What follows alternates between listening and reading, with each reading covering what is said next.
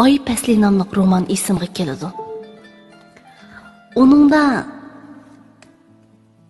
bir personaj mundaq deydi.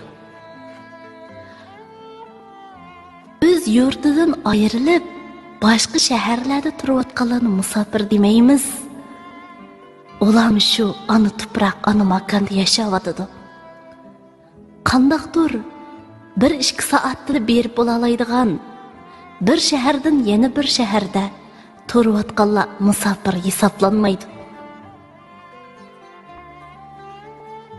Lekin o'z yurtimizdan hech qachon ayrilib boqmagan odamlarga nisbatan ma'lum shaharlarda anchaki uzun turib kelishmi bizga xuddi musofirdek ta'sirini berib, yuragimizni azoblaydi.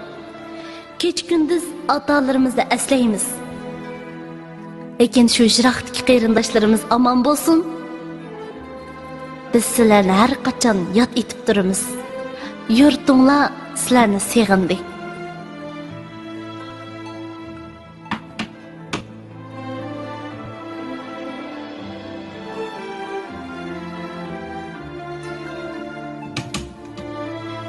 Musafir Abdusalom Abletov.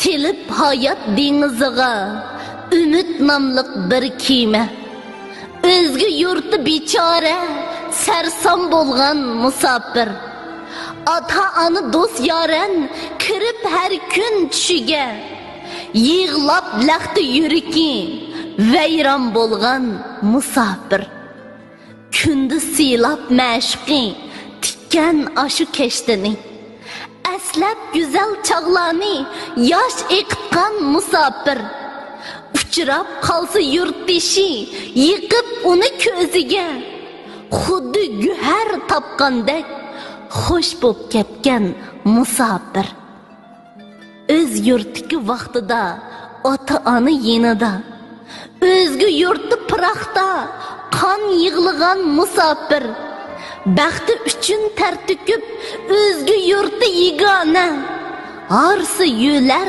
terak yo'q, yolg'iz qolgan musofir, kech kunduz qalbida aslab go'zal yurtini, qaytib mungluq naqshiga xandan urgan musofir, yoqi yurti sargardan o'tdi umring piroqda, ko'p asrig'in o'zingni po'lat inson musofir, utuq tilab yo'lingga tilaklarim uzilmas, yurting seni aslaydi aman bo'lg'in musofir, yurting seni aslaydi aman qaytqin musofir.